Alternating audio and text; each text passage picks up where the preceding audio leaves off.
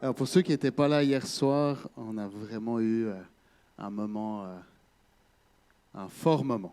Et puis exceptionnel, exactement. Où c'est dans ces moments où on sent que Dieu est Dieu, puis que nous, on a juste la chance et le privilège d'être ses enfants. Puis on se réjouit de ça. On ne célèbre pas nos propres personnes, on ne célèbre pas nos victoires, mais on célèbre qui il est, lui. C'est ce qu'on va faire ce matin. Fait que j'ai juste, Laurent l'a prié, mais Saint-Esprit, je prie que tu nous parles ce matin. Je suis bien conscient qu'il n'y a que toi qui révèle les choses à nos cœurs. Esprit de révélation, viens.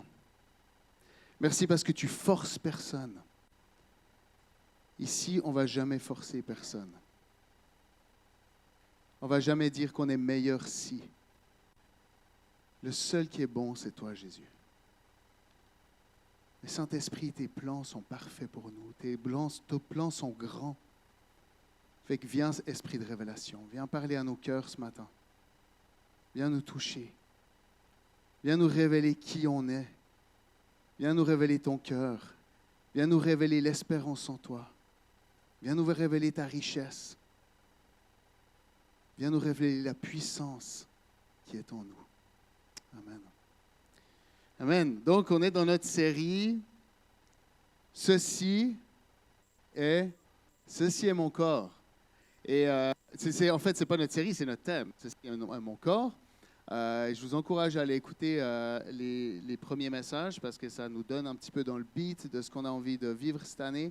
Je pense que vraiment, plus on avance, plus on est touché de ce que Dieu veut utiliser avec ce thème, puis de réaliser à quel point il veut parler au corps. Et vous verrez ce matin, moi j'ai réalisé encore plus que le corps, c'est pas juste quand on dit « ceci est mon corps », puis qu'on parle de l'Église, c'est une image que Paul a utilisée pour décrire l'Église, où Jésus est la tête et tout, mais c'est un terme qui est utilisé plusieurs fois, le corps de Christ. Le corps de Christ, on pense à ce qu'on trouve dans les petites tables, souvent, mais le corps de Christ, c'est nous. Okay? Quand je parle des petites tables, c'est la Sainte Seine qui est là, le pain et le jus de raisin. Mais le corps de Jésus, c'est nous. Et on ne veut pas faire cette série en tant que le corps, c'est nous, l'Église dans l'anneau d'hier. On fait partie du corps. Mais le corps, c'est l'Église. Puis ce matin, on va voir ça. Le corps, c'est l'Église sur terre. Et même, le plan de Dieu, c'est que tout soit réuni en lui. C'est que son corps, lui, soit la tête de tous. Ça, c'est son cœur.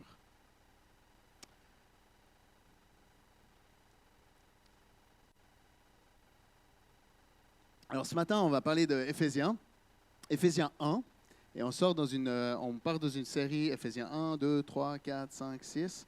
Et ce matin-là, enfin, ceux qui ont lu Éphésiens, c'est dense, okay? C'est pacte. Et puis, c'est comme tout un défi. C'est tout un défi. Et ce matin, je disais à Luc, je pense que j'aurais besoin de 4 matins. Donc, il y a un certain défi d'aller à l'essentiel. Et en même temps, c'est sûr qu'on ne fait pas justice à ça. C'est 2 phrases ce matin, dans la version originale. Hein, dans les autres versions, ils nous ont fait un petit peu, dans les versions modernes, ils nous ont fait un petit peu d'aide, ils nous ont mis des points partout, là. Mais la réalité, c'est qu'il y a 2 phrases d'introduction. Paul qui s'introduit. Ensuite, c'est 2 phrases. Une phrase du verset 3 à 14, puis une phrase du verset 15 à 23. Donc, juste 2 phrases. Okay? Donc, on peut se dire 2 phrases, ça va être facile. Mais vous verrez ces 2 phrases denses. Et comme c'est le début d'Éphésiens, on va parler un petit peu du cœur d'Éphésiens aussi. Pourquoi Paul l'a écrit? Parce que chaque fois, on peut aborder des lettres, des textes de la Bible avec aussi le mauvais paradigme. Hein? Un des paradigmes, c'est d'utiliser la Bible en disant « OK, qu'est-ce que je dois faire? Qu'est-ce que je dois faire? Oh, il faut que je sois plus ci, plus ça. OK, je me débrouille, je fais ça. » Ce n'est pas l'invitation de la lettre. Mais pourtant, vous verrez peut-être au chapitre 5, par exemple, il y a des choses qui sont assez drastiques, assez claires sur notre manière de vivre. Mais le cœur de Paul, c'est de parler à notre identité. Et si on commence dans Éphésiens, si jamais, Yanis, je suis dans la version Summer. Dans Éphésiens 1, si on commence à lire juste les 2 premiers versets. De la part de Paul, alors ceux qui l'ont dans vos Bibles, c'est pas grave si vous avez une autre version, c'est le fun. Ça, vous pouvez entendre la version que je lis, avoir votre version, puis dire « Ah oui, c'est le fun. Okay. » Donc, de la part de Paul, apôtre de Jésus-Christ, par la volonté de Dieu, aux saints qui sont, entre parenthèses, à Éphèse, et qui sont fidèles en Jésus-Christ. Que la grâce et la paix vous soient données de la part de Dieu, notre Père, et du Seigneur Jésus-Christ. Alors Paul, c'est qui Paul? Paul, son nom plus juif, c'était Saul, et Paul, c'est son nom grec. C'était un homme qui, du temps des premiers chrétiens, ce n'est pas un homme qui a connu Jésus, mais du temps des premiers chrétiens, il était contre. C'est un juif, et c'était un juif assidu, proche des pharisiens, donc leur peur, c'était de retomber en exil. C'est une des choses qui faisait qu'ils étaient, à ce point dogmatiques, parce qu'ils savaient que le peuple d'Israël avait été mis en exil parce qu'ils n'avaient pas obéi à Dieu. Donc leur crainte, c'était vraiment de retomber en exil. Paul, c'était un gars qui était farouche, qui était assidu pour la vérité, pour ce qu'il croyait être la vérité. Okay? Et il avait réalisé que Dieu était le Dieu d'Israël. Une partie de cette révélation, ils l'avaient compris, et ils attendaient un Messie qui venait les sauver et qui venait les libérer parce qu'ils étaient de nouveau assujettis, entre autres par les Romains. Donc, le fait de respecter scrupuleusement la loi, pour eux, c'était important parce que de là allait venir la délivrance. All right? En tout cas, de ne pas être en exil. Donc, il y avait vraiment un zèle. Paul, c'était quelqu'un de zélé. Et entre autres, on dit qu'il était là quand Étienne a été lapidé, le premier martyr. Et donc, Paul était là. Et Paul, il pensait que c'était tellement important de faire attention aux gens de la voie. Donc, les gens qui suivaient Jésus, on les appelait les gens qui suivaient la voie. Il pensait que c'était tellement important de les éradiquer qu'il allait d'église en église ou de synagogue en synagogue, puis il essayait de les débusquer. Et il a participé, signé pour leur mort. Donc, c'est quelqu'un qui, par zèle, pour Dieu, chassait les disciples de Jésus. Et ce n'est pas étonnant, parce que Jésus, le fait qu'il est mort, aux yeux des pharisiens, ça prouvait que ce n'était pas le Fils de Dieu. Okay? Donc, c'était vraiment une hérésie. Et puis, il fallait garder la sainte doctrine, il fallait garder le peuple, il fallait garder le peuple aussi sous cette identité juive, absolument, qui se séparait de tout le reste. C'était aussi une position des pharisiens de ne pas être impurs, donc d'être entre eux, protégés du reste. Et là, Paul, il était là-dedans, il était zélé, il a dit c'est important, il faut qu'on fasse ça. Et sur le chemin de Damas, bam, face à face avec Jésus. Il tombe de son cheval, il est aveugle, et Jésus lui dit, pourquoi tu me persécutes? Et Paul, il s'est pris en pleine face. Tout son zèle, il se l'est pris en pleine face. Et il a réalisé qu'il avait tort. Il a réalisé qu'il avait tort. Tout ce qu'il a poursuivi pendant des années, tout ce qu'il a sacrifié, il avait tort. Mais il a été transformé par l'amour de Jésus. Donc on a affaire à un homme qui, quand il est dur sur certaines paroles, ce n'est pas un homme qui n'a rien à se reprocher, qui l'a vécu mieux que les autres. C'est un homme qui a participé à des meurtres par zèle, mais qui tout d'un coup a réalisé qu'il persécutait le Fils de Dieu. Et sa vie a dramatiquement changé. Il est resté zélé, mais il a eu cette révélation qui va nous décrire, spécialement dans les 3 premiers chapitres. 1, 2, 3, de qui est l'amour, qui est Dieu, de qui on est en Dieu, de qui est Jésus. Il a eu cette révélation, lui, de qui est Jésus. Il pensait que son salut venait d'appartenir aux Juifs, à la loi. Et là, il fait un face-à-face avec le Sauveur et il réalise qu'il avait faux et que son Sauveur, c'est Jésus et qui vient à la vie par Jésus. Donc, c'est un homme qui a complètement été transformé. Saint-Esprit vient transformer nos cœurs. Il s'est laissé aussi transformer. Jésus lui a dit, pourquoi tu me persécutes? Puis il aurait pu dire, Tchit, tchit. Mais il s'est laissé convaincre. Donc, Paul, il s'adresse, tu peux remettre les versets 1 au tableau, là, 1, 2. Paul, il s'adresse aux saints de... voilà, moi j'ai Éphèse, c'est pour ça qu'on appelle aux Éphésiens. Mais il y a des manuscrits qui n'avaient pas Éphèse. Donc, c'est pour ça qu'il y a des traductions qui ne mettent pas Éphèse. Ah oui, qui sont à Éphèse. Donc, on appelle ça lettre aux Éphésiens. Il y avait des manuscrits qui avaient Éphèse, d'autres pas. Mais en gros, ça montre à quel point c'est large le texte. Souvent, les lettres, c'est qu'il plantait des églises ou une église, et puis il entend des problèmes. Fait que lui, il écrit. Okay? Puis il adresse les problèmes. Les Éphésiens, il n'y a pas de problèmes spécifiques qui sont soulevés. Pas une réponse à des soucis, une réponse à des comportements, une réponse à des problèmes.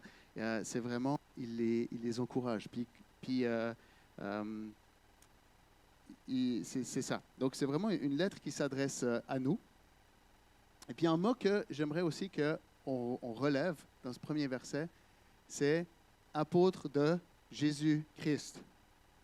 Alors, ça sonne un petit peu Jésus-Christ des fois. C'est comme si on dit Michael Ardouin. My name is Bond, James Bond. OK? Je m'appelle Jésus, Jésus-Christ. Christ, ça veut dire le oint, le roi. C'est pas juste, ça définit qui est Jésus. Et il va nous parler de Jésus roi, du royaume de Dieu, de Jésus roi. Donc c'est pour ça qu'il parle de Jésus-Christ. Et il parle aussi du Père. Donc, dans cette lettre, on va comprendre les intentions du Père, du Créateur. Ça va nous parler du Roi.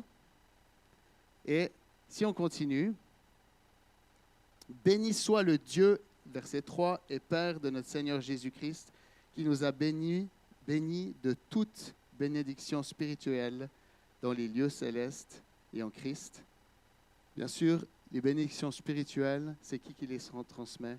C'est le Saint-Esprit. Donc on aura besoin des 3 pour comprendre la lettre. OK?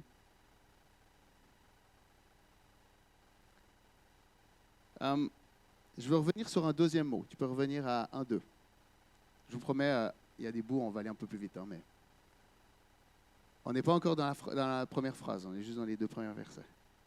Le fait qu'il s'adresse à des saints, puis je ne veux pas faire trop long parce que je vous dis ça, c'est pour toute la lettre.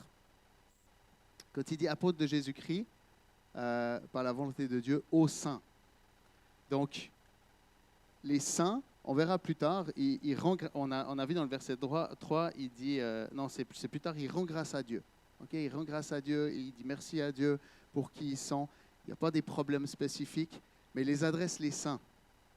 Alors, si je regarde ma propre vie, je ne suis pas sûr si je me serais levé ce matin en me disant, OK, on va laisser faire Ardouin, puis je vais me présenter comme Michael, saint. C'est de traiter de saint, je l'entends au Québec. Ah, c'est une personne sainte. Et en général, ça a à voir avec le comportement. Un saint homme, ça a à voir avec le comportement. Ah oui, vraiment, il prend soin des autres et tout. C'est pas faux en soi, hein, parce que c'est des éléments qui montrent la sanctification. Mais là, Paul, il s'adresse à nous tous. À nous tous qui avons choisi Jésus comme roi. Et il nous appelle saints. Pourquoi il fait ça? Vous verrez que dans la lettre, plus tard, il est très spécifique sur certains comportements. Et puis, mais le but de cette lettre, ce n'est pas tant de nous dire tu dois faire ci, tu dois faire ça, mais c'est de parler à notre identité. Il veut vraiment parler à notre identité de saint. Et puis j'avais juste envie de vous raconter vite. Je sais que je l'ai déjà fait, mais pour moi, c'est une des meilleures expériences qui est faite. Vous vous rappelez quand je vous ai raconté l'histoire des rats? Les rats qui ont été mis en deux groupes? OK, je vous le raconte. Dans les années 60, il y a une personne qui a fait un test, et ce gars, il s'appelait Rosenthal. Rosenthal, c'est un chercheur qui étudiait sur le comportement humain, et il a, à ses étudiants, il a commencé avec des rats, puis après, l'expérience se poursuivra sur des enfants. Partez pas tout de suite, ça va, c'est pas, c'est correct. Donc, deux groupes de rats, deux groupes d'étudiants, puis il va leur faire des expériences. Puis, il sépare de manière aléatoire les rats en deux groupes. Ce groupe de rats, il donne à ce groupe d'étudiants, puis il leur dit « Ah, je suis désolé, vous aurez les mauvais rats. Okay? Essayez de faire ce que vous en pouvez avec, ce que vous pouvez avec. Faites faire des exercices. On va leur faire un test. Préparez-les, on va leur faire un test dans 2 semaines. Vous, là, je vous ai sélectionné les meilleurs rats.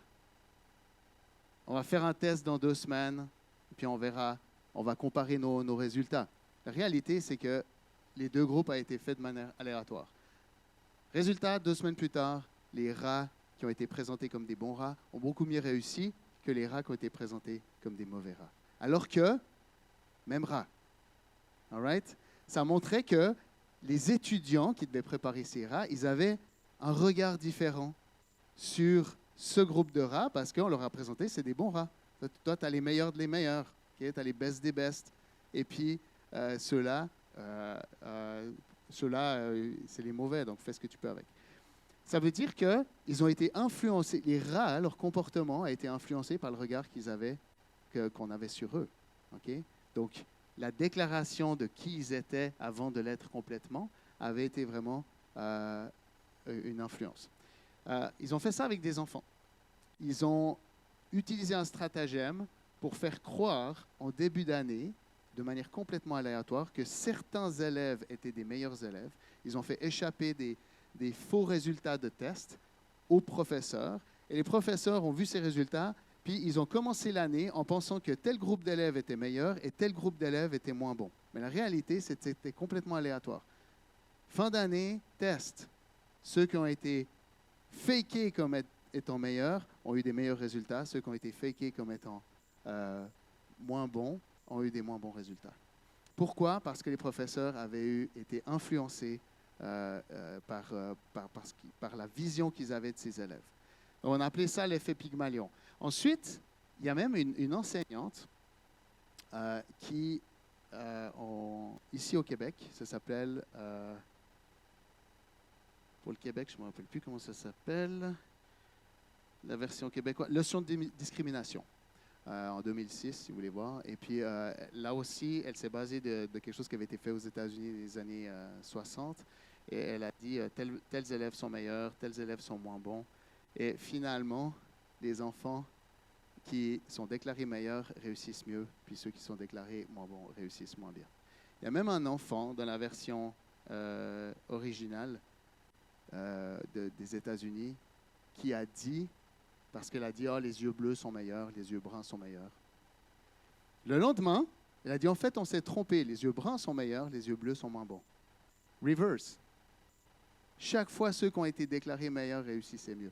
Et il y a même un des élèves qui a dit, avant de commencer l'épreuve, tu l'entends à la caméra et dit, je pense que je ne vais pas y arriver.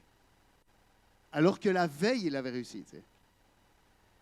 Et il y a même une professeure aux États-Unis qui est enseignante dans un milieu difficile, qui a commencé son année elle s'est dit, au lieu de juste me dire que j'ai des élèves difficiles, je vais leur dire, ils étaient genre en 3e, et je vais leur dire qu'ils sont en 4e.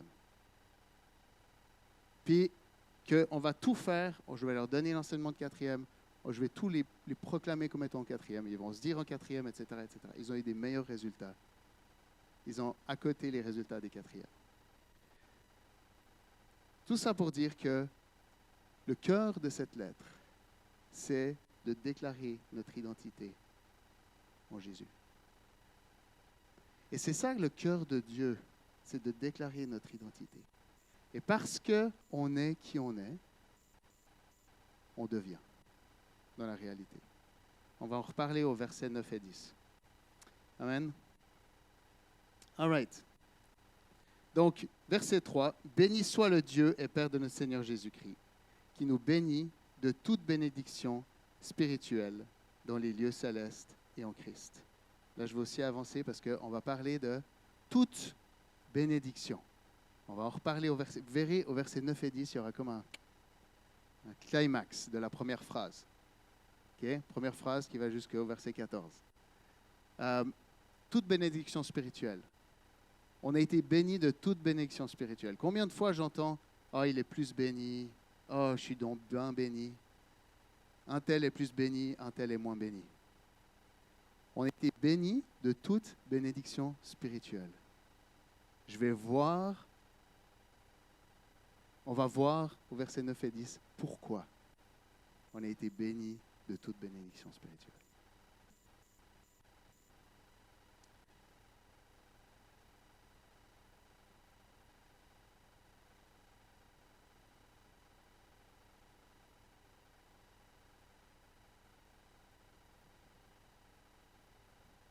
Amen. All right, on va avancer. Alors, verset 4, on rentre dans un sujet qui s'appelle, que peut-être vous avez déjà entendu parler de l'élection. Okay? Il y a pas mal de divisions dans l'Église à cause de ça. Pas dans notre Église, là, mais dans l'Église. De prédéterminés, non prédéterminés. Alors, on va voir dans quel chemin on ne va pas s'aventurer, puis qu'est-ce qu'on peut prendre pour nous.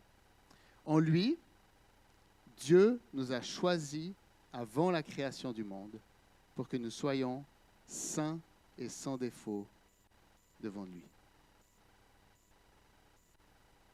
En lui, nous avons été choisis avant la création du monde pour que nous soyons saints et sans défaut devant lui. Donc, Dieu nous a choisis avant la fondation du monde. Donc, une chose qu'on peut savoir, c'est que si vous êtes assis ici, ce n'est pas grâce à vous. Okay? Dieu vous a poursuivi. Est-ce que ça veut dire qu'il ne poursuit pas les autres?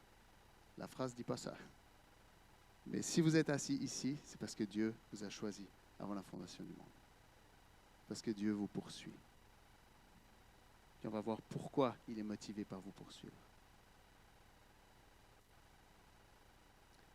Et pourquoi il nous a choisis?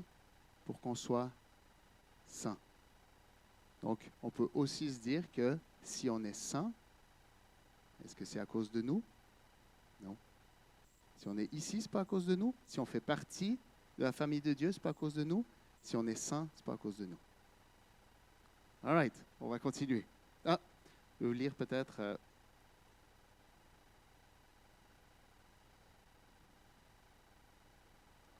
ça m'aurait pris un écran un peu plus grand.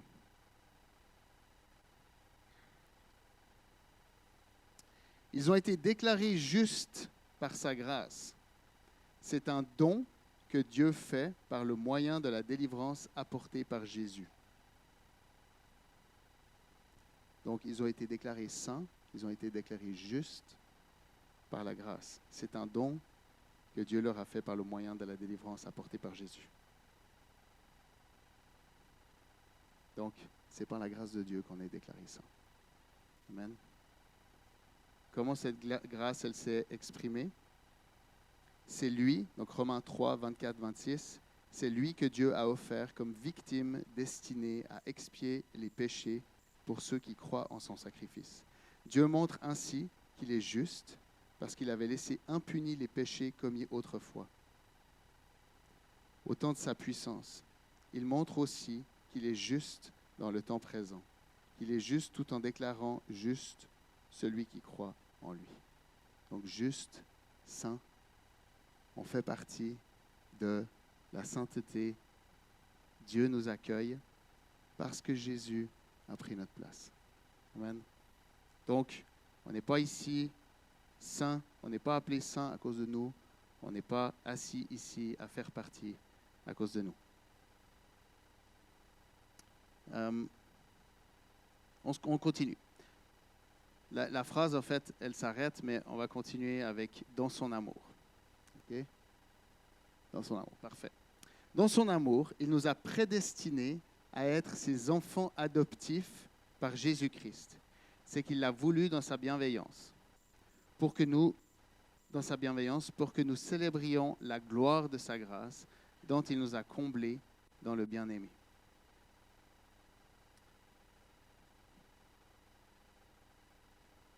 Il nous a prédestinés à être ses enfants adoptifs.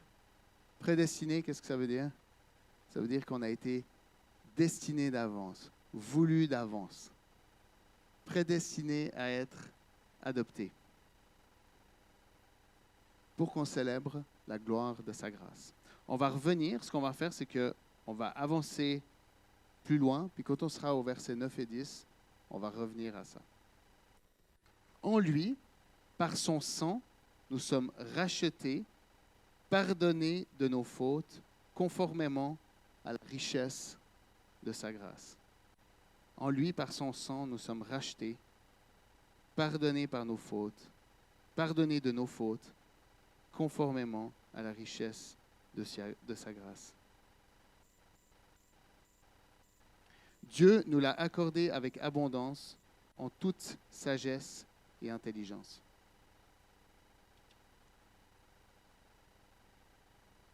Verset 8. Il nous a fait connaître, et là on arrive au point qui est un peu le pic au niveau de cette première phrase. Il nous a fait connaître le mystère de sa volonté conformément au projet bienveillant qu'il avait formé en Christ. Alors, c'est une phrase, hein? Là, heureusement qu'ils nous ont fait quelques petites bouts, hein? Parce que c'est long. Il nous a fait connaître le mystère de sa volonté conformément au projet bienveillant qu'il avait formé en Christ. Et c'est quoi le projet bienveillant? C'est quoi le mystère? On va voir ce que c'est le mystère de l'humanité. Le mystère de l'humanité.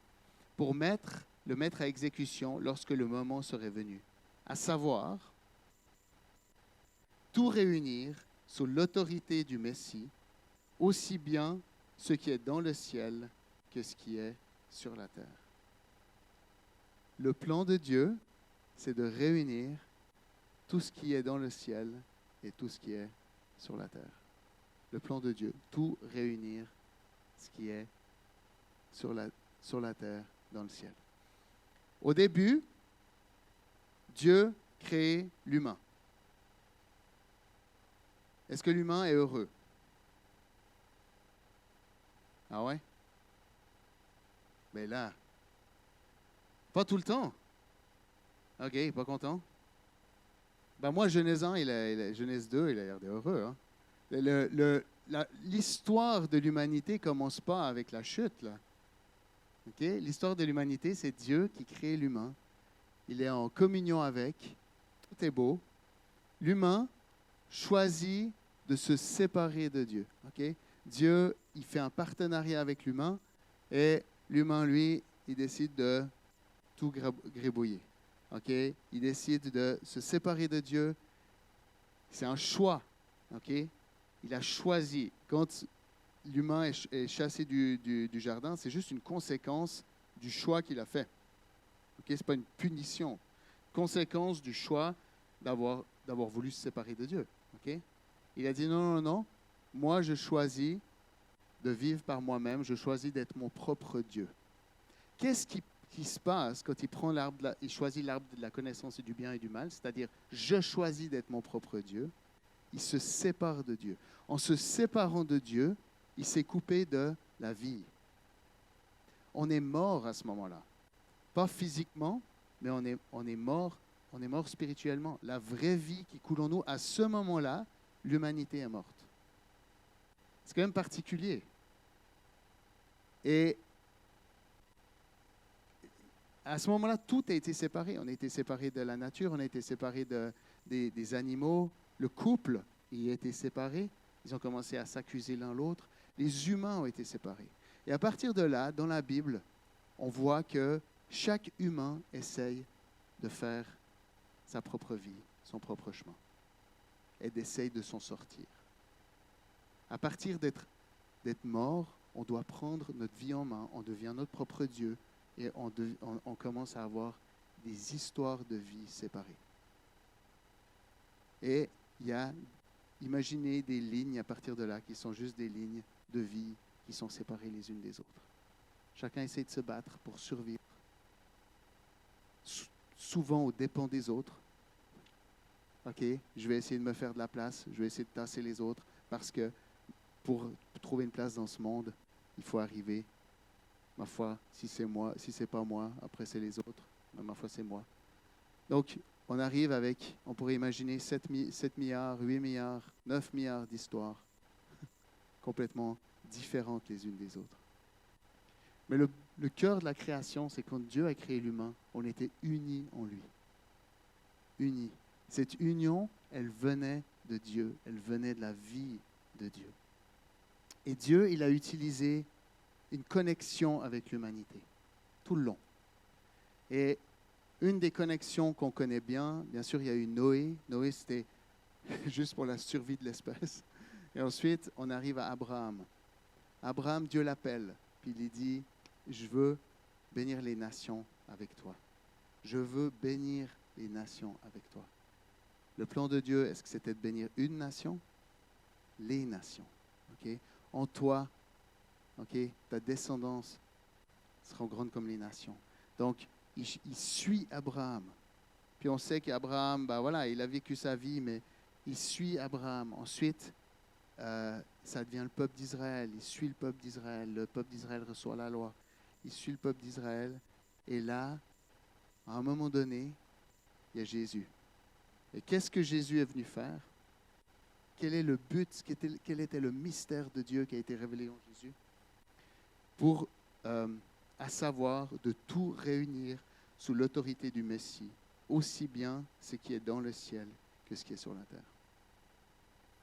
Donc imaginez toutes ces lignes complètement séparées. Une ligne en connexion avec Dieu, le peuple d'Israël. Est-ce qu'ils sont meilleurs que les autres?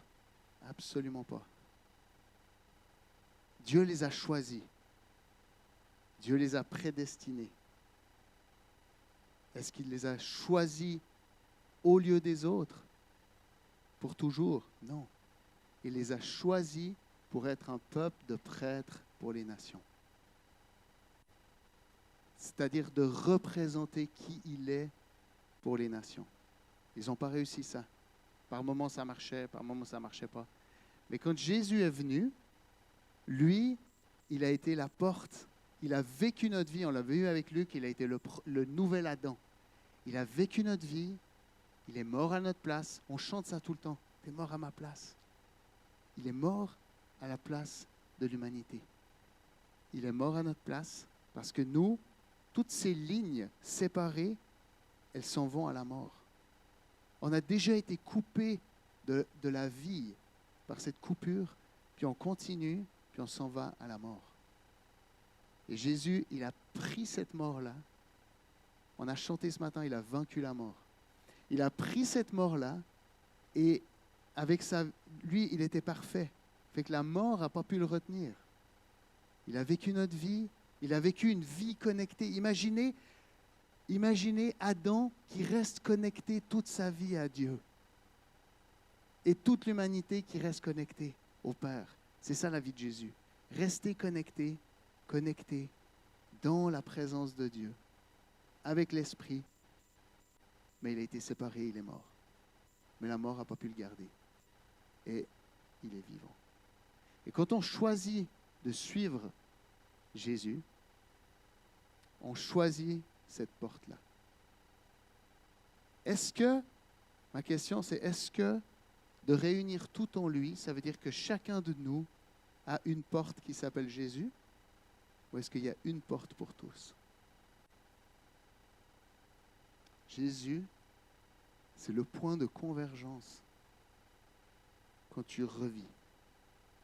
On est tous nés, c'est pour ça qu'on utilise nés de nouveau. On est tous nés de nouveau par le même sacrifice de Jésus. Peu importe notre culture, peu importe les enseignements qu'on a eus, peu importe notre background, on est tous nés en Jésus. Si on a accepté la royauté de Dieu, si on a accepté que moi, ma propre vie, ma propre histoire, j'arrive plus. J'ai essayé d'avoir la vie.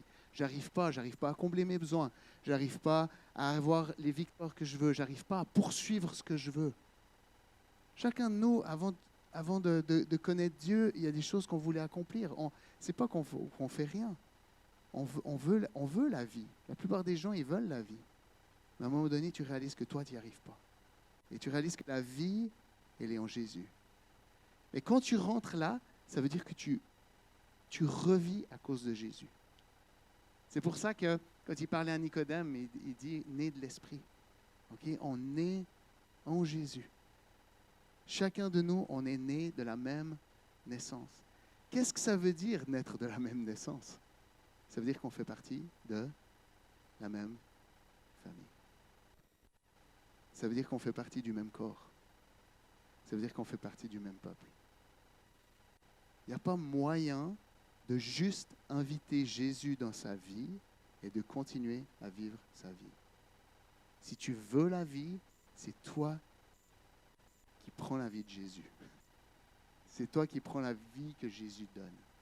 Ce n'est pas Jésus qui vient bénir ta vie ou ton chemin de vie. C'est toi qui rentres dans la famille. Et c'est particulier parce qu'on a tellement de divisions dans l'Église. Je ne parle pas nécessairement de nous, mais dans l'Église. Parce qu'on pense que nous, on a plus l'affaire, nous, on a plus l'affaire. Mais imaginez que tout est réuni en Jésus. Tout est réuni en Jésus.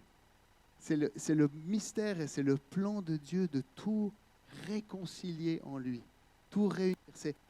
Et c'est la réalité. C'est juste que c'est la vérité. C'est encore pas notre réalité parce qu'on a tous encore des défis. On a tous encore plein de choses qui sont des challenges. Puis on n'a pas l'impression qu'on regarde nos vies, qu'on doit se faire appeler saint. Peut-être que vous pouvez même regarder la vie si vous êtes marié, là, peut-être c'est encore plus dur de dire « Ah ouais, ma femme, je peux l'appeler sainte. »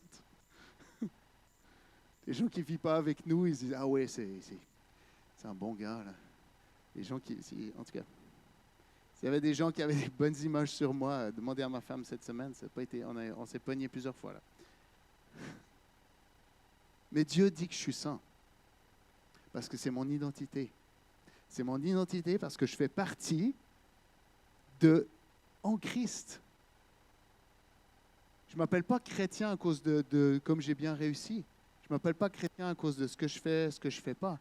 Je m'appelle chrétien à cause de ce que Jésus a fait pour moi, que je l'ai accepté, que j'ai accepté que moi-même, je ne pouvais pas y arriver. Et je fais partie de la famille de Dieu. Ta place, là, dans la famille de Dieu, elle est uniquement due au fait que Jésus t'a donné sa place. Lui, il avait sa place, il t'a donné la sienne. That's it. That's all. Par contre, il y a une identité dans cette famille. Et cette identité, c'est d'être saint. C'est pour ça que Paul nous exhorte à le vivre en réalité. C'est la vérité sur nous, mais de le vivre en réalité. C'est pour ça qu'on peut s'exhorter les uns les autres. Hey, oublie pas ton identité. Oublie pas qui tu es. C'est ça qu'on fait entre frères et sœurs. Oublie pas qui tu es. C'est pas « Ah, si tu fais ça, tu fais plus partie. » Oublie pas qui tu es. Oublie pas qui tu es. C'est pas « Oublie pas, tasse-toi. » Oublie pas qui tu es. Tu fais partie. Notre place n'est jamais remise en question par si on s'échappe. Par contre, si tu choisis de sortir par toi-même, là c'est plus chaud. Mais ton identité, elle est là à cause de Jésus. Si tu reconnais que c'est lui qui t'a donné son identité, et reconnais qu'il a pris ta place et qu'il t'a donné la sienne, et t'es ça. C'est ton identité. Alors bien sûr, c'est encore pas notre réalité, et on est là pour se le rappeler. On est là, frères et sœurs, être le corps, c'est se rappeler les uns aux autres, se dire la vérité dans l'amour, se rappeler les uns aux autres notre identité. Est-ce que dans une famille où on est tous passés par la même porte, il y a moyen que certains soient au-dessus d'autres? Non. On va en parler plutôt au chapitre 4. Non, ce n'est pas le but. On est tous rentrés par la même porte. On reçoit tous la même identité, enfants de Dieu.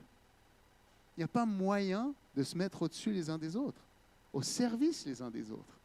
Mais pas moyen de se mettre au-dessus. C'est pas, si vous cherchez dans le christianisme ou dans le fait de vivre votre vie de foi un moyen de vous trouver une place au soleil puis de vous trouver une place au-dessus des autres, mauvais choix. Allez ailleurs. Ce n'est pas le bon endroit.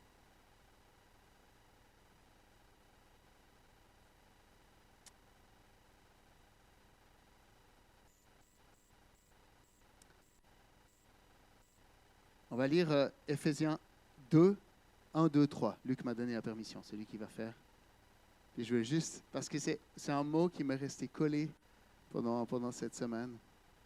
On va voir ce qu'il nous dit dans Éphésiens 1, 2, 3. Éphésiens 2, 1, 2, 3. Vous étiez morts par vos offenses et par vos péchés dans lesquels vous marchiez autrefois, selon le train de ce monde, selon le prince de la puissance de l'air, de l'esprit qui agit maintenant dans les fils de la rébellion. Stop. Reviens en arrière. Vous étiez morts autrefois. Quand on a été coupé de Dieu, on était mort. Et ça, des fois, on ne réalise pas. On pense que, parce que, spécialement quand tu vis dans une nation comme le Québec, où on a tout, où tout est beau, tu ne réalises pas que tu es mort. Tu te dis, ma vie n'est pas pire. Et là, est-ce que vraiment je veux devenir chrétien, puis ça veut dire pas faire ci, pas faire ci, pas faire ça, aller là, me lever tôt le dimanche matin. Tu sais, c'est comme, pas sûr. Pas sûr. La réalité, c'est que faire partie du corps, faire partie de la famille, ce n'est pas juste des règles. Ces règles, elles sont là pour nous aider. On les veut pour notre identité. C'est comme des guides pour nous aider à vivre notre identité. Mais ce n'est pas des obligations pour faire partie. Suivez. C'est la vie que Dieu nous offre. Et si tu reconnais que tu es mort, tu reconnais que tu as besoin de la vie, là, Jésus peut te donner la vie. Tant que tu dis non, je suis bien vivant, continue. Mais la réalité, c'est que tu es mort. Les gens autour de nous, ils expérimentent cette mort. Certains le sentent, certains ne le sentent pas. Certains, ils sont allés au bout de ce qu'ils pouvaient, d'autres pas. D'autres, il y a encore des échelons. Spécialement dans l'argent et la gloire. Il y a des gens qui montent tellement haut. Puis en haut, ils réalisent, il n'y a plus rien. Il n'y a plus rien. Moi, j'ai de la peine à le croire. Je suis comme, come on, multimilliardaire, vraiment? C'est à ce point pas cool. Mais il y a des gens qui ont eu vraiment, qui sont devenus riches, puis qui ont dit, il n'y a plus rien. Il n'y a plus rien que... C'est comme ils se sentent vides comme jamais. Alors, le problème, ce n'est pas l'argent. Le problème, c'est que ça ne leur a pas apporté ce qu'ils cherchaient. Et qu'ils ont dédié toute leur vie, souvent sacrifié mariage, relations, éthique parfois même, intégrité pour arriver là. Pareil pour le pouvoir. Nous étions morts, puis Dieu nous offre d'être vivants. Tu peux nous montrer l'image du monsieur. Je vais juste l'image de Yanis. Voilà. Ça, c'est un gars qui a vécu au 19e, une bonne partie du 19e, qui s'appelle Alexis de Tocqueville. Et en tant que Français, ils avaient eu des changements de régime Et puis, il a été envoyé aux États-Unis pour observer la démocratie aux États-Unis. Et puis, on va lire une phrase qu'il a dite, qui est assez célèbre, et qui explique le contexte de ce qu'il a vu. Donc, il a vu plein de libertés. Je vois une foule innombrable d'hommes semblables et égaux qui tournent sans repos sur eux-mêmes pour se procurer de petits vulgaires plaisirs dont ils emplissent leur âme. Chacun d'eux, retiré à l'écart, est comme étranger à la destinée de tous les autres. Ses enfants et ses amis particuliers forment pour lui toute l'espèce humaine. Quant aux demeurants de ses citoyens, il est à côté d'eux, mais il ne les voit pas. Il les touche et ne les sent point. Il n'existe qu'en lui-même et pour lui seul. Et s'il lui reste encore une famille, on peut dire du moins qu'il n'a plus de patrie. Alors, ce n'est pas pour dire que c'est le regard de la France, mais c'est intéressant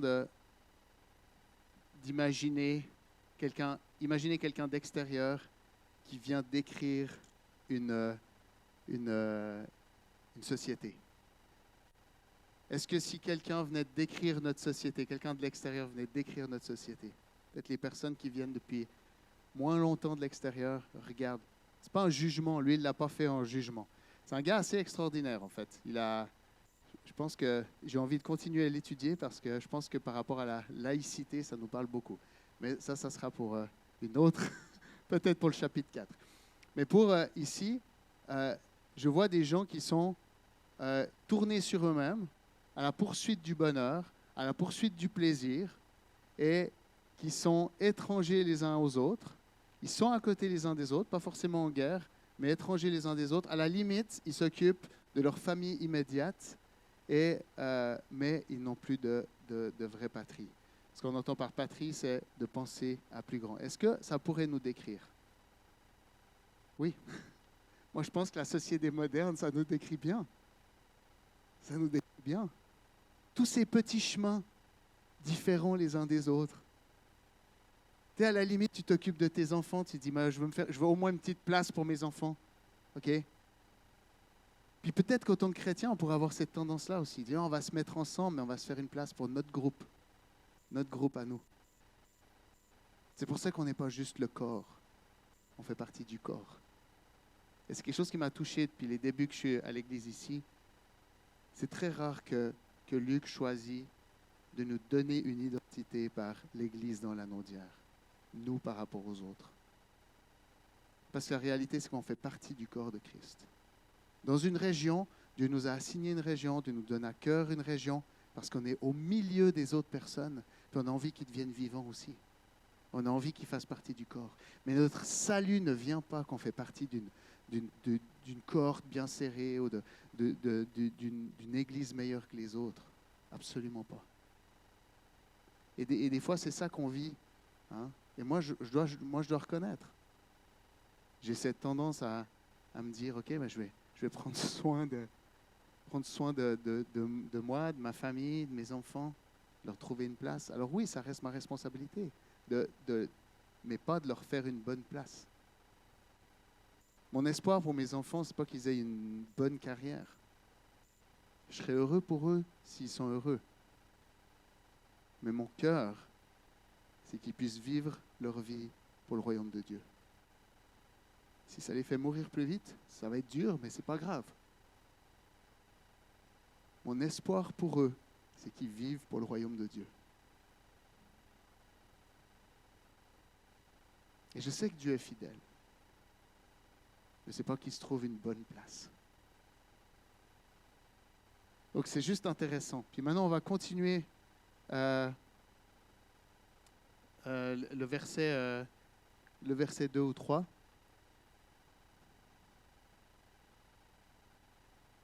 Ouais, suite. Nous tous aussi, nous étions de leur nombre et nous vivions autrefois selon les convoitises de notre chair, accomplissant les volontés de la chair et de nos pensées. Nous étions par nature des enfants de colère, comme les autres. OK? Donc, en d'autres mots, Paul, il décrit aussi chacun vit pour soi. Chacun vit pour soi, chacun se préoccupe de soi. Mais Dieu, qui est riche en miséricorde, à cause du grand amour dont il nous a aimés, nous étions morts par nos offenses, nous a rendus à la vie avec Christ. C'est par grâce que vous êtes sauvés. Donc, dans sa grâce, Dieu vient chercher ces milliers de personnes qui vivent pour eux-mêmes, qui vivent pour leur famille, qui vivent pour se faire une place. Et il vient et dit, je vais vous donner la vie, mais ça se passe en moi. C'est pour ça que quand on dit avoir la vie en Christ, le mot Christ, c'est le mot roi. Roi, il est roi d'un royaume. La vie, elle est en Jésus. Elle n'est pas Jésus nous donne la vie à notre propre vie. C'est nous qui avons la vie en venant sous la royauté de Jésus. En passant tous par la même porte. On est tous à la même. Tous sont péchés, sont privés. OK? Mais par sa grâce, Dieu nous a accueillis. C'est pour ça qu'il n'y a plus de compétition les uns avec les autres quand on est dans le corps. Parce qu'on vient tous du même endroit.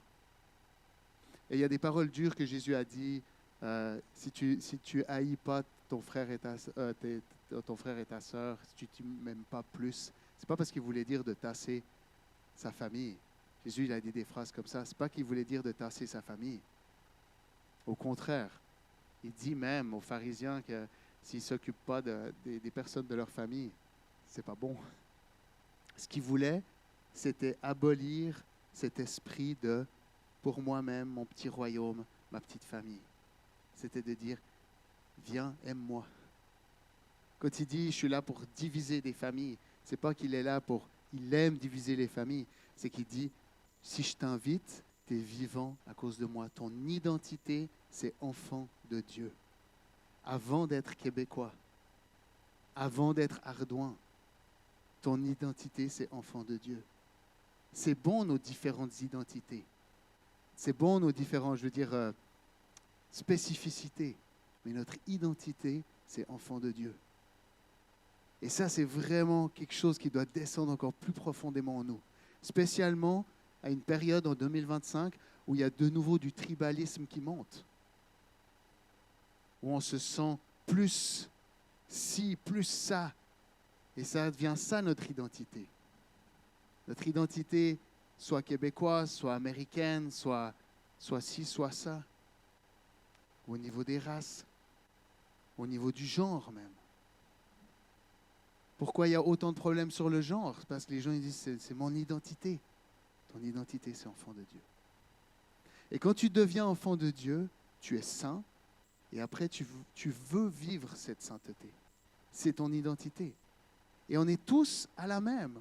C'est pour tous une bataille. On va voir la suite. Parce qu'il y a nous, notre égoïsme, qui doit être transformé, qui est mort. On est mort à ça. On est invité à mourir à notre égoïsme.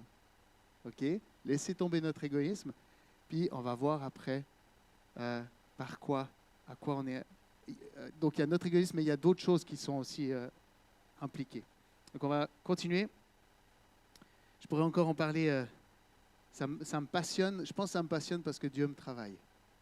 Et vraiment, j'ai l'impression que Dieu va toucher pendant cette année notre compréhension de notre identité. Et ça va nous amener à s'aimer plus les uns les autres et aimer les gens autour de nous. Parce que je crois vraiment que ça va faire tomber les jugements qu'on a, les craintes qu'on a, et peut-être l'esprit de tribalisme ou de supériorité. Amen. En lui, nous avons été désignés comme héritiers, ayant été prédestinés, suivant le plan de celui qui met tout en œuvre, conformément aux décisions de sa volonté, verset 11, pour servir et célébrer sa gloire. Nous qui avons par avance espéré dans le Messie. Donc, On a été créé pour quoi? Célébrer sa gloire. L'autre verset disait célébrer la gloire de sa grâce. Okay? Dieu s'est glorifié en nous faisant grâce. Il ne s'est pas glorifié. Il est Dieu au-dessus de tout. Okay? Ça n'aurait pas été glorieux pour lui de nous écraser. Il n'y a même pas besoin de le faire. Il est au-dessus de nous.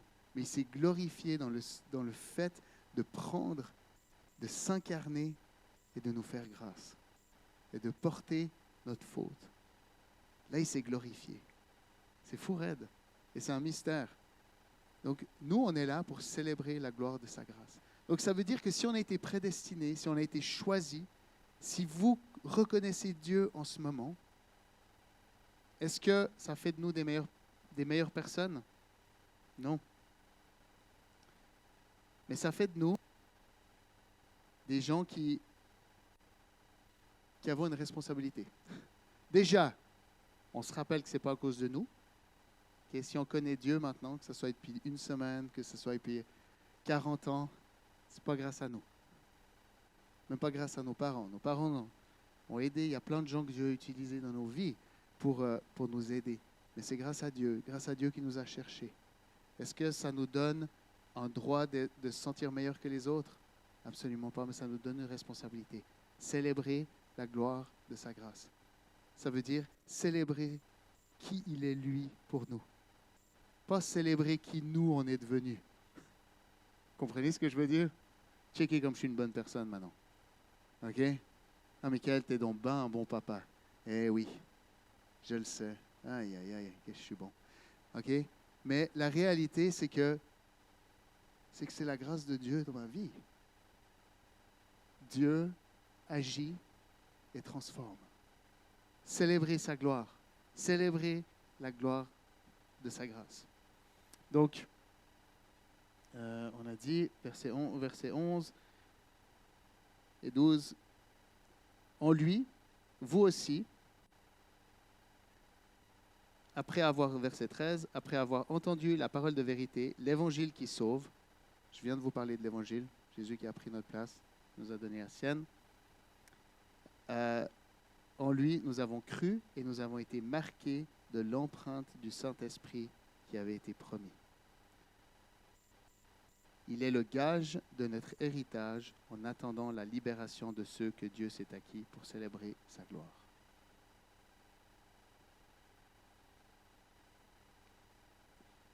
Sachant, je vous lis le dernier bout, je vais revenir sur deux choses.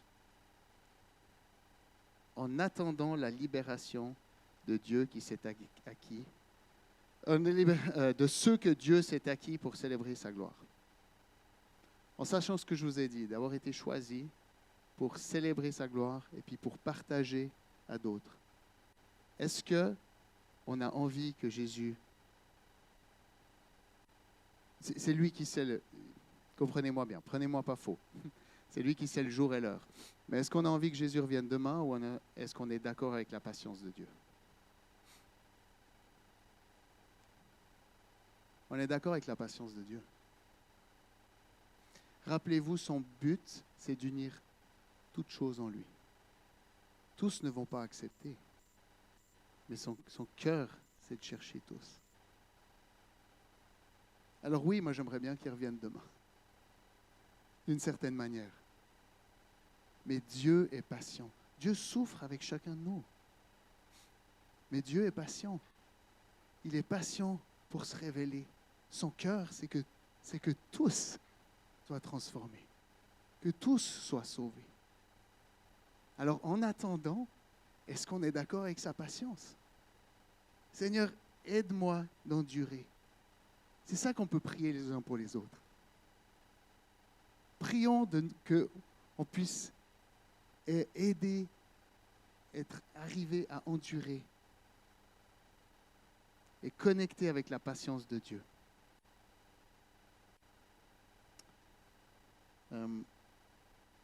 Il est le gage de notre héritage.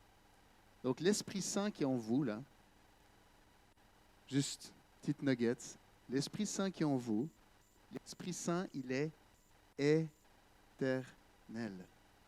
L'Esprit Saint ne vient pas se mêler avec quelque chose qui n'est pas éternel.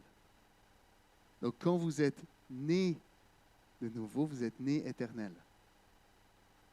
Donc, c'est votre gage d'éternité. C'est ça qu'il dit. Hein, il est le gage. Le gage, c'est quand tu prêtes quelque chose. Hein, c'est le gage pour pouvoir le récupérer. Ou il est le sceau, si vous préférez, le sceau du roi, de votre éternité. Le Saint-Esprit en vous, c'est votre éternité.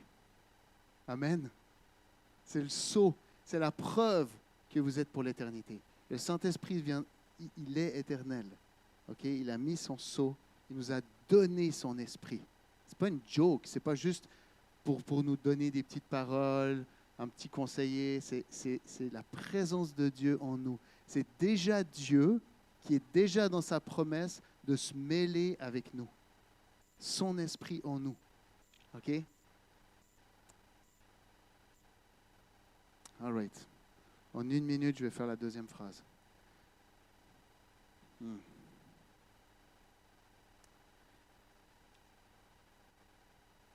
50 secondes.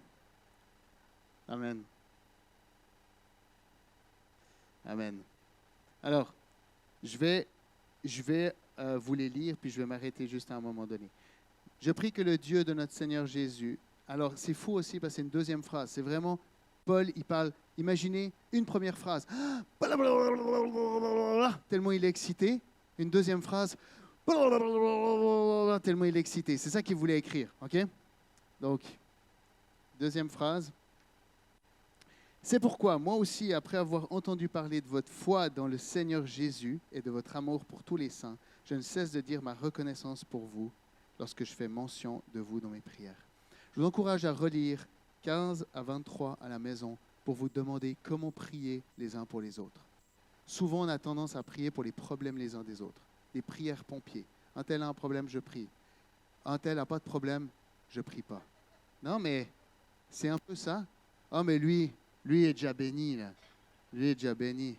Lui, il n'y a pas de problème. Ouais, c'est ça. Mais tu sais, lui, sa vie est facile. Puis là, on va voir quoi Paul nous encourage. Déjà de remercier, quoi Paul nous encourage de prier les uns pour les autres. Je prie que le Dieu de notre Seigneur Jésus, le Père de gloire, vous donne un esprit de sagesse et de révélation qui vous le fasse connaître. Priez pour la révélation les uns pour les autres. Pas de nous dire aux gens, priez pour l'esprit de révélation les uns sur les autres. Priez pour l'esprit de révélation. Priez pour qu'on connaisse qu'est-ce que ça fait de faire partie de cette nouvelle humanité, de ce nouveau bassin, de cette nouvelle famille. Qu'on catch qu'est-ce que ça veut dire. Il nous a déjà bénis de toute bénédiction. Qu'est-ce que ça veut dire? Oh, bénis-moi. C'est quoi toute bénédiction? C'est déjà là. OK? Révélation. Priez la révélation les uns sur les autres. Je prie qu'il illumine les yeux de votre cœur pour que vous sachiez quelle est l'espérance qui s'attache à son appel. Là, on y vient. L'espérance qui s'attache à son appel. Quelle est la richesse de son glorieux héritage au milieu des saints et quelle est l'infinie grandeur de sa puissance qui se manifeste avec efficacité par le pouvoir de sa force envers nous qui croyons. Donc, espérance, richesse, puissance. Des choses qu'on a déjà, qu'on ait la révélation, la compréhension, l'intelligence et la sagesse divine de comprendre ce qu'on a reçu. L'espérance qu'on a, l'espérance qu'un jour le péché ne fera plus partie de notre vie. OK? Que ce que Dieu a commencé en vous, il va le terminer. La richesse de son héritage. Qui vous êtes? Qui en est pour l'éternité? Pas par rapport aux autres, mais en faisant partie de la famille de Dieu. Sa puissance, il y a une puissance qui est en nous. Puissance, puis là il parle, cette puissance qu'il a déployée en Christ, quand il l'a ressuscité, elle a fait asseoir à sa droite dans les lieux célestes. Dans le chapitre 2, ça parle que nous aussi, il nous a placés dans les lieux célestes. Donc ça veut dire deux choses. Ça veut dire qu'il y a cette puissance qui est en nous, c'est la même qui a ressuscité. Donc ça veut dire qu'il a ressuscité Jésus. Donc ça veut dire que les choses sur notre identité qui ne sont encore pas la réalité, il y a la puissance de résurrection qui est agissante. On peut prier les uns pour les autres pour notre identité. On est saint qu'on devienne cette réalité-là, les uns sur les autres. Si on s'éloigne, on prie les uns sur les autres pour rattraper cette identité de qui on est. Comme on est aussi, nous, assis, ça veut dire qu'on a aussi autorité sur ces choses-là. Des fois, c'est le temps de prier pour la délivrance. S'il y a quelqu'un qui n'arrive pas à sortir de quelque chose, on prie. On prie. Dans la vie de Benoît, la puissance de résurrection a été à l'œuvre. Benoît qui a arrêté de fumer depuis déjà plusieurs semaines. C'est la puissance de résurrection. Et ça, c'est des choses qu'on peut prier les uns sur les autres. Révélation de la puissance. Pour soi, pour prier pour d'autres.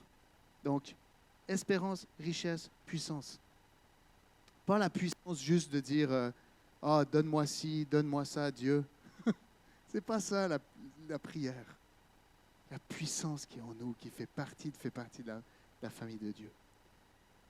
Au-dessus de toute domination et dénomination, de toute autorité, de toute puissance, de toute souveraineté, de tout nom qui peut être nommé non seulement dans le monde présent, mais encore dans le monde à venir. Ça veut dire que Jésus, là, il est roi pour tout, pour tout. Il est roi, on est dans son royaume, il est notre roi. Il a tout mis sous ses pieds et il l'a donné pour chef suprême à l'Église, qui est son corps, la plénitude de celui qui remplit tout en tous.